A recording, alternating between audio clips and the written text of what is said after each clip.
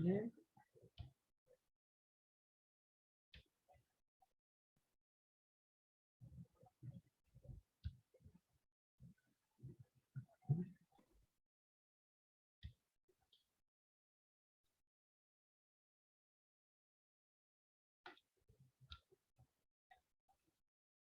Ahí está Zaida.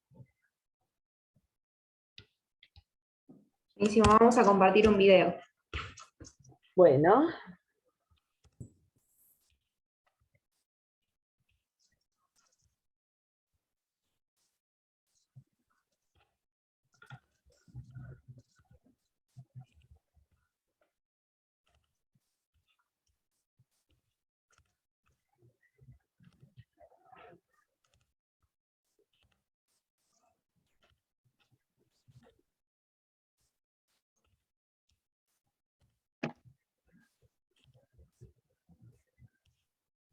Estoy aceptando a los compañeros. Sí. ¿Se ve ahí? Se ve perfecto las organizaciones territoriales y el proceso histórico de urbanización e industrialización en el área metropolitana. Bueno, pongo el video entonces.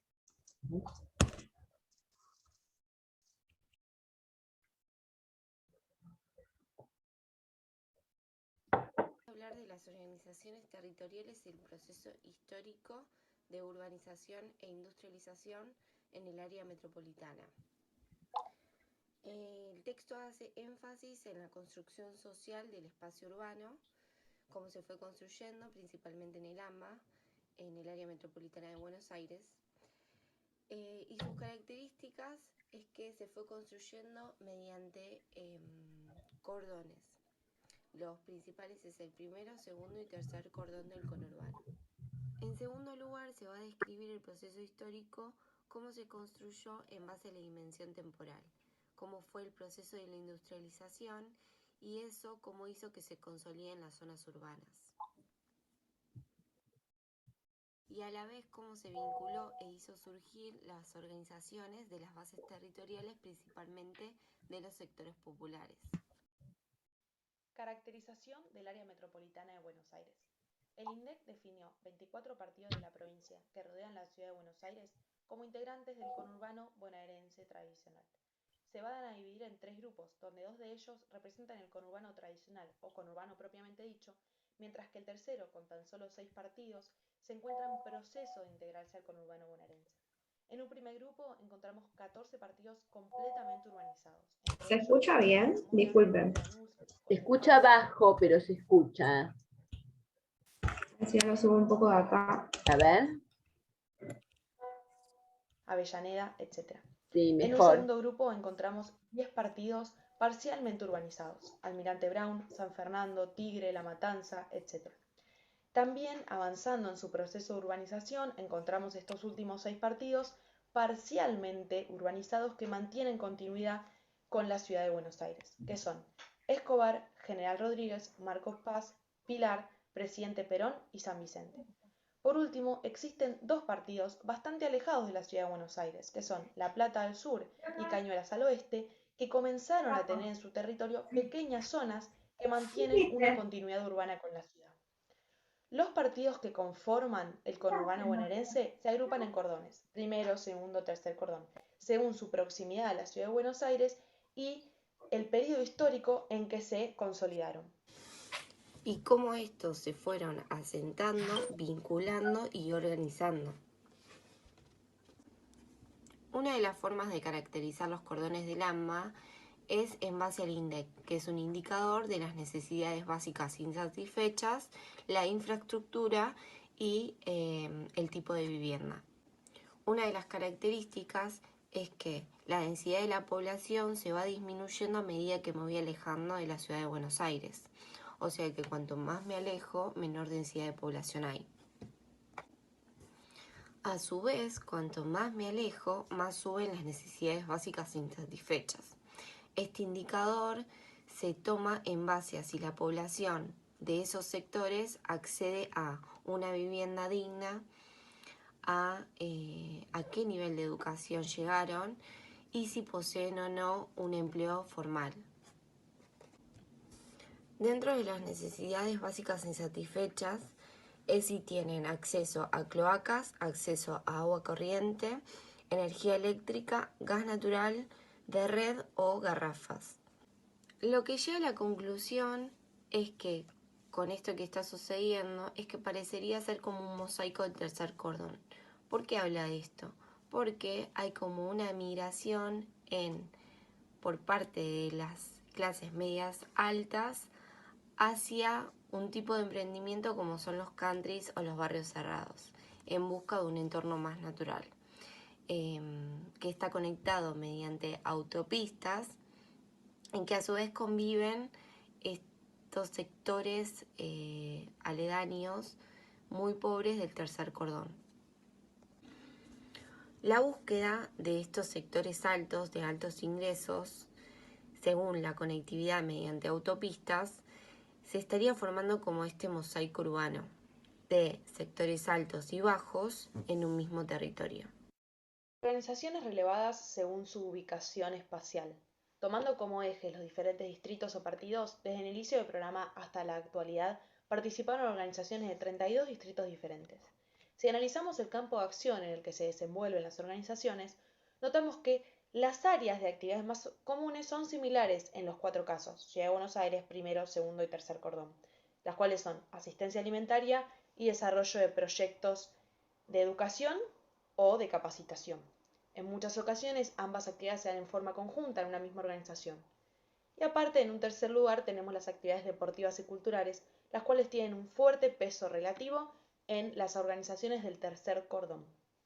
Un punto importante es que el peso relativo de las organizaciones que trabajan en generación de ingresos y actividades de tipo productivo es levemente mayor en la Ciudad de Buenos Aires, mientras que el peso relativo de las organizaciones que trabajan en temas asistenciales es superior en el segundo cordón del Gran Buenos Aires. Como conclusión, vemos que no hay grandes diferencias entre las organizaciones según sea su localización. Lo que las permite identificarlas y las hace particulares una de otra es el proceso mismo de urbanización, el cual les otorga límites, condiciones y posibilidades. Las organizaciones territoriales fueron un componente muy importante como estrategia en el proceso de urbanización de la ciudad de Buenos Aires. A fines del siglo XIX, con el modelo económico agroexportador, comienza el proceso de inmigración europea, convirtiéndose la ciudad de Buenos Aires en el lugar elegido por la población inmigrante, dando nacimiento a los conventillos ubicados en la ciudad, donde las condiciones habitacionales eran muy precarias. Autores como Santillano Güemes señalan el papel socializador del conventillo. En los años 1983 surge la fuerte organización de inquilinos para hacerle frente de manera colectiva a los aumentos de los alquileres. Barrios como La Boca, San Telmo, Valvanera fueron una de las primeras experiencias organizativas de base territorial de la ciudad de Buenos Aires. El crecimiento de la ciudad y otra forma de organización se da a partir del siglo XX. La expansión surge con el ferrocarril, duplicando así su población, donde los sectores populares accedían a tierras en los barrios alejados de la gran ciudad, conformando lo que hoy conocemos como el primer cordón de Buenos Aires. La segunda expansión se da con el periodo justicialista. Se nacionalizan los trenes, se da mayor alcance a las líneas de colectivo que posibilita el traslado y un mejor acceso a la ciudad, surgiendo un proceso de expansión del centro a la periferia, donde las asociaciones territoriales cobran un papel muy importante. Sociedades de fomento, mutuales, asociaciones vecinales logran el crecimiento del barrio reclamando mejoras, pavimentos, electricidad para mejorar su infraestructura. La dictadura militar 1976-1983 fue un proceso de desindustrialización del país que permitió ahogar los capitales nacionales y fragmentar y disciplinar a la clase trabajadora. Este proyecto político tuvo un fuerte impacto sobre la ciudad en su dimensión espacial, con un objetivo de disciplinamiento. Entre las medidas vamos a destacar a la erradicación de las villas de emergencia y a las medidas del precio del suelo. Por un lado, la erradicación de las villas de emergencia en la ciudad de Buenos Aires con intervención del gobierno militar, se desalojó por las fuerzas, se intimidó, se desapareció. También hubo un programa de recorte en donde cerraron guarderías, centro de educación y locales de uso comunitario. Y también hubo recorte de servicios como luz, agua y recolección de residuos. Esto tuvo como resultado que se disminuyera en un 87% de la población villera. Por otro lado, la resistencia generó nuevas formas de solidaridad y organización. Un equipo de habitantes, en conjunto con el equipo pastoral de villas de emergencia, se presentaron ante la justicia y lograron que no se completara la erradicación en algunos barrios. Por otro lado, la Iglesia Católica organizó cooperativas de vivienda mediante la autoconstrucción. Por otro lado, teníamos las medidas del precio del suelo y la liberación de los precios de los alquileres. En este contexto, en 1981 se hicieron tomas masivas en San Francisco Solano con características características físico-espaciales, en donde se hubo un respeto por los lotes, por las calles y las características de la organización, tanto previa como posterior a la toma. Hubo delegados por manzanas, asambleas. También hubo conformación de una comisión u órgano conductor. Y esta organización fue tanto hacia afuera como hacia adentro ante la respuesta militar que cercó la zona impidiéndole entrar materiales, alimentos, medicamentos, materiales de construcción y hasta incluso agua. Se buscó el apoyo de organizaciones de derechos humanos y de delegaciones gremiales y en este momento surgieron grandes movimientos y organizaciones de derechos humanos como son las abuelas de Plaza de Mayo, las madres de Plaza de Mayo y los familiares de detenidos y desaparecidos por razones políticas. Reapertura democrática, año 80. En este periodo no hubo políticas tanto a nivel nacional como a nivel local que favorecieron el acceso de los pobres al suelo urbano. En este momento aumentó la población de las villas y hubo tomas en La Matanza, Merlo y Morón, con un esquema de organización barrial en función de asegurar la defensa ante el riesgo del desalojo y de generar las mejoras necesarias dentro del territorio. Durante este periodo hubo tomas en edificios de la ciudad de Buenos Aires y paralelamente en los barrios se mantenían las formas de organización territorial en sociedades de fomento, clubes y bibliotecas populares. La crisis hiperinflacionaria de 1989 logró una caída abrupta del poder adquisitivo de los trabajadores. El problema más importante era la alimentación, sobre todo de los niños, entonces se organizaron tanto en modo de protesta, pero también en modo de supervivencia las ollas populares.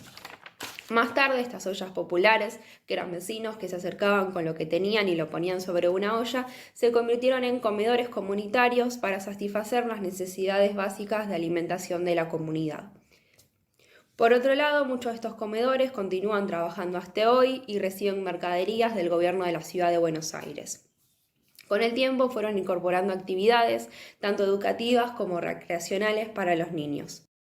Durante la década del 90 se profundizan las medidas de corte neoliberal. El Estado se reforma, ya no tiene papel distributivo, la producción se transforma y se termina de completar el proceso de desindustrialización con la dictadura. Todas aquellas necesidades básicas y recursos que eran responsabilidad del Estado, como la educación, la salud, la seguridad, ¿sí? Se empiezan a descentralizar a nivel provincial y local de gestión, ¿sí? Esto causa un gran impacto social porque se comienza a concentrar la riqueza en ciertas áreas, se fomenta más la extranjerización y empieza a aumentar los niveles de pobreza y de desocupación.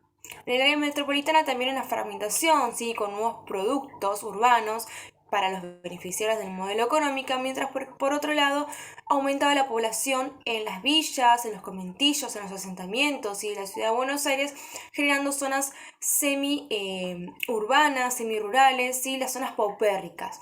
Estos asentamientos tenían su propia forma de organización, de articulación, ¿sí? Buscando siempre la representatividad a través del control del espacio, también obteniendo los servicios, el reconocimiento como barrios, ¿sí? Entonces se comienzan a formar ciertas sociedades de fomento, ciertas cooperativas, grupos vecinales, ¿sí? Que quieren ese reconocimiento. También en la década del 90 comienzan el movimiento de desocupados y de Piquetero, ¿sí? Que es un actor social muy importante, y se ven dos procesos, ¿sí? La transformación del movimiento social, ¿sí? Que empieza a tener más representatividad, se va expandiendo cada vez más, y también la acción territorial, no solamente con la conquista, sino en la búsqueda de nuevos horizontes políticos, ¿sí? Acá se ve cómo se va proyectando y llevando a cabo el nuevo proceso de actores comunitarios, ¿sí? El año 2000 se sanciona la ley 231, que le permite a estas organizaciones sociales acceder a créditos. ¿Sí? Era algo que ellos lo consiguieron solos, como organizaciones, como cooperativas, ya que el Estado siempre lo permitía y nunca cumplía. ¿Sí? Este escenario de crisis política, institucional, no solamente reacomodó actores, sino la forma de organización, de articulación, de gestión, ¿sí? También fomentó la creación, ¿sí? Y el desarrollo de asociaciones que son populares, que tienen base siempre de estructura y organización barrial, ¿sí? Esta crisis demuestra la fragmentación no solamente social, sino la debilidad de la gestión, ¿sí? Y cómo el territorio va formando un papel muy importante a la hora de la acción colectiva. Abordaremos los distintos hábitats populares y experiencias de su organización. Los distintos tipos de hábitats populares fueron productos de los procesos de urbanización que se fueron dando a lo largo del tiempo, y los cuales guardan una estrecha relación o no con la cuestión de la identidad y la organización comunitaria.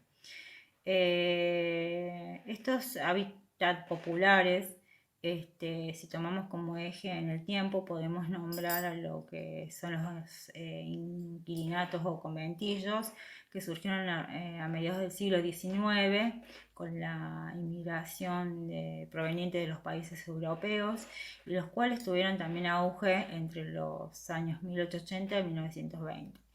Dado a la poca oferta edilicia y la gran demanda, sobre todo de alquileres a bajo costo, y que estuvieran en las cercanías del puerto, porque la mayoría de los inmigrantes trabajaban en el puerto, el sector privado lo que hizo fue construir viviendas como para satisfacer dichas demandas, pero las características por ahí de la vivienda no eran las adecuadas, porque se resumía en un cuarto donde vivía toda una familia entera, completa, el baño era compartido, y los tipos de problemas que podían aparecer eran, digamos, el hacinamiento, la falta de iluminación, de ventilación, ¿no? Las roturas de caños cloacales, ¿no? Lo cual también traía, digamos, como consecuencia problemas en la salud. Este tipo de hábitat popular sigue aún vigente y se rige por la ley de inquilinos. Otra característica importante a tener en cuenta es cuando fue la epidemia de la fiebre amarilla, ahí en el barrio sobre todo de Montserrat, de San Telmo, donde residían familias de gran poder adquisitivo y acaudalados, ¿no? Se trasladaron a lo que es zona norte, en la parte norte de la ciudad. Y bueno, se convirtieron, digamos, esas viviendas se transformaron en hábitats populares, en conventillos e inquilinatos. Debido a la característica de este tipo de hábitat, y a la dispersión geográfica y a la falta digamos, de identidad, de inexistencia de identidad entre los inquilinos, obviamente no hay posibilidad de una identidad colectiva, y lo que vincula, lo que dificulta la unión por la lucha, ¿no? en común sobre algo.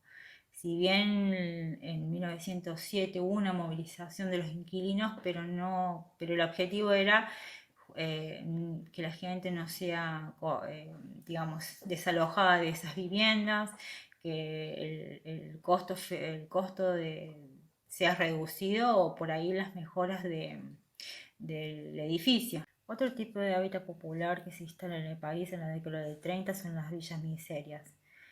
Se da en un contexto de ascenso social, aumento del salario, del empleo y una fuerte inmigración rural-urbana, por la movilización de los procesos de desarrollo por procesos de importación. Y debido al estancamiento social, este tipo de hábitat popular se utiliza como una estrategia de supervivencia. A su vez, en lo que es en las villas, generaciones de familias que pasan por esos tipos de hábitats, se va instalando el sentido, el sentimiento de pertenencia, de ser villeros, se sienten identificados con este tipo de hábitat, con este tipo de lugar. También, más allá, por otra parte, de las coincidencias físicas, también comparten problemas, tienen problemas de basurales, napas erosionadas, napas contaminadas, falta de espacios verdes, y todo este tipo de hábitat popular, en general o en su gran mayoría se encuentran cerca de un curso de agua. Más allá de lo que comparten, hay un claro objetivo de transformar la villa en un barrio, y el adversario que lo tiene identificado puntualmente, que en este caso serían el Estado, ¿no? El Estado sería quien debería proporcionarle, digamos, un mejor bienestar para las personas que habitan este tipo de hábitat popular. Otro tipo de hábitat popular que surge a fines de 1958 son los llamados hoteles pensiones, que a diferencia de los conventillos o inquilinatos, la permanencia en estos lugares deben renovarse día a día. Es decir, digamos que el lugar se reserva el derecho de admisión. Y muchas veces la gente tiene miedo de quedarse sin un lugar donde permanecer. Este tipo de hábitat popular, de hoteles pensiones, tiene coincidencia con los que son los hábitat populares de los conventillos o inquilinatos, donde una dispersión geográfica, no hay algo concreto, está muy disperso lo que es lo territorial, no hay ningún interés colectivo. Entonces es muy difícil, digamos, tener una identidad y tener, digamos, coincidir en algo colectivo. Otro tipo de hábitat popular que encontramos surge a principios de los años 80 y son los denominados asentamientos. Este consiste en la toma ilegal de terrenos públicos o privados, con una previa organización y cuyo objetivo era obtener el dominio de las tierras. Este tipo de hábitat surge a finales de la dictadura militar, y a esto se le suma también el aumento de los alquileres en los años 80 y también la erradicación de la población villera. Esto se da en el contexto del Gran Buenos Aires, en la provincia, donde los terrenos son amplios. En el país, el primer asentamiento se dio en el barrio de Solano, que pertenece al partido de Quilmes, y que en el año 1981. Claramente, desde el comienzo, esta es una organización colectiva donde hay una previa planificación para la toma de terrenos, después el loteo, la distribución de las parcelas, etc., cuyo objetivo primordial era la obtención, digamos, de la tenencia de la tierra. Después cada familia veía de mejorar la infraestructura y la mejora del barrio. Y lo que se puede resaltar en este tipo de de hábitat popular es la relación dialéctica que existe entre el hábitat y la organización, ¿no? Porque sin la existencia del asentamiento no hay una organización colectiva que exista. En el caso de la toma de los inmuebles, es el último tipo de hábitat popular que se da en la década del 80 y que toma fuerza en los 90. Se da, viene acompañado con la pérdida de los derechos del trabajo y como consecuencia la poca disponibilidad de tierras, ya sea en la ciudad de Buenos Aires o en el conurbano. La toma requiere de acciones colectivas como las que suceden en los asentamientos. Y otro punto en común que tienen este tipo de hábitats son los objetivos de las tomas, ¿no? Que hay una previa organización para poder realizarla. Y que, digamos, a lo que ellos direccionen es poder, digamos, es acceder a esa propiedad o mejorarla y no ser desalojados de las mismas. A modo de conclusión de lo anteriormente expuesto, podemos decir que existe una relación estrecha entre el tipo de hábitat y la organización.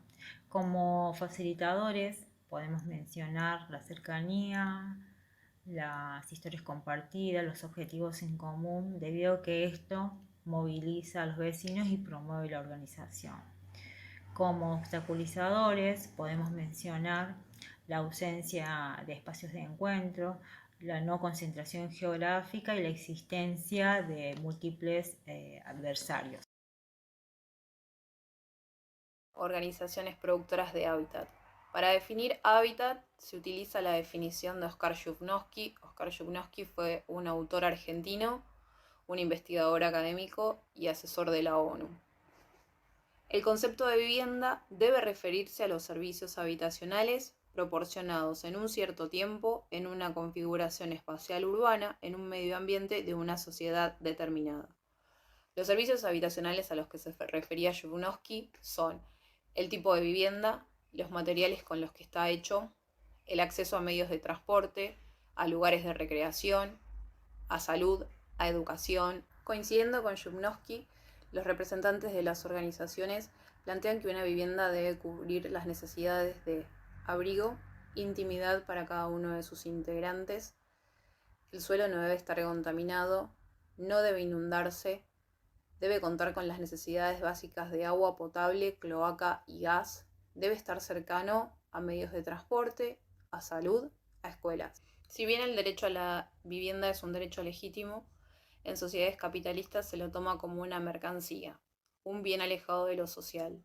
Esto limita al déficit habitacional, al esfuerzo y al ahorro individual. La producción de la ciudad. La producción de la ciudad implica la conexión entre distintos actores que presentan intereses, recursos y lógicas diferentes respecto de sus objetivos y prioridades en sus procesos productivos. Las tres lógicas son de la ganancia, de lo público y de la necesidad. Por lo tanto, la ciudad es social y políticamente construida. Es importante destacar que todos los actores influyen en el accionar del hábitat y vivienda.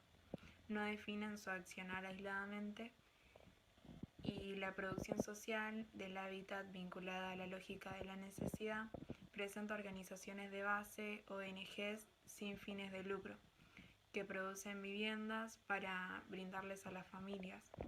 A modo de conclusión, quedó claro en este capítulo que el espacio urbano es socialmente construido, que la construcción y el surgimiento de las organizaciones sociales comunitarias reflejan la relación entre el territorio y las relaciones que surgen en él.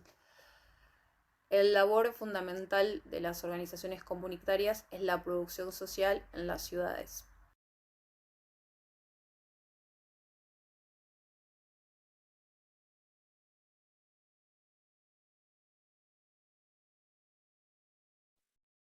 Bueno, muy bien. ¿Cómo se sintieron haciendo este trabajo? ¿Fue de mucha Bien, organización? Bien.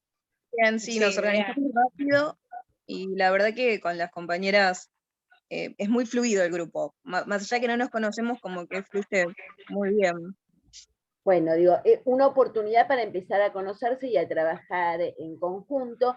Y me parece que algo que no mencionamos al inicio del encuentro, pero que bien vale la pena recuperar ahora por lo que iban relatando ustedes en el grupo, es que este libro, dijimos, bueno, es producto de un equipo de investigación. Digo, me parece que bien vale la pena explicar que es de un equipo que además trabaja en la formación de organizaciones sociales y comunitarias, ¿no? Digo, abriendo profesora. un programa, sí. Sí, yo había visto en YouTube una entrevista que le hicieron a Brancoli y él comentaba cómo fue este compilado que ellos hicieron, que ellos querían quedarse solamente con lo teórico, sino que querían ir más allá. Entonces, a través de las prácticas, ellos fueron como justamente compilando todas estas experiencias con las partes, digamos, de las personas. De hecho, hay, creo, estas formaciones para organizaciones comunitarias. Está muy interesante lo que él plantea, que no solamente porque nosotros tengamos el saber, digamos, técnico o el conocimiento, digamos, de lo que es la universidad, sino que ellos también pueden aportarnos a nosotros sus experiencias, porque son válidas, ¿no? Si no, no podríamos intervenir, porque yo puedo venir tranquilamente y decir, esto es así, o llevar un manual, y eso no es posible, porque cada intervención es situacional. El hombre en situación, digamos, o sea, cada territorio, cada espacio es distinto. Y obviamente no es lineal, siempre va a haber caos, como dice Menéndez en un texto, o Rolando García también, que habla de esto, que es muy complejo. Exactamente así, Ana, muy bien expresado, digo, y me parece que además él retoma en lo que es la introducción a la que todos pueden acceder, esto de el compromiso social de la universidad, ¿no? La universidad pública abriendo el espacio, que eso es lo que le da sentido a esta producción, ¿no? Para que las organizaciones sociales participen de un espacio de formación en lo que es la vinculación en el territorio, la planificación. Digo, ahí es donde ellos relevan toda esta información que no es solamente del ámbito de la carrera de trabajo social, sino que le explica muy bien, bueno, la Facultad de Ciencias Sociales de la UBA tiene en su interior la carrera de Ciencias Políticas, de Trabajo Social, de Comunicación, de Relaciones del Trabajo, de Sociología. Entre esas distintas disciplinas es que se construye ese espacio abierto de cobijo de las organizaciones sociales, pero también de construcción dialéctica, ¿no? Decimos, bueno, ustedes traen la experiencia, nosotros tenemos un poco de la teoría y con eso construimos sentido a esa relación y vinculación entre el territorio, el Estado, y en el medio casi las necesidades, ¿no? Para buscar, de alguna manera, potenciar las capacidades y generar espacios de encuentro. Vamos a parar la grabación.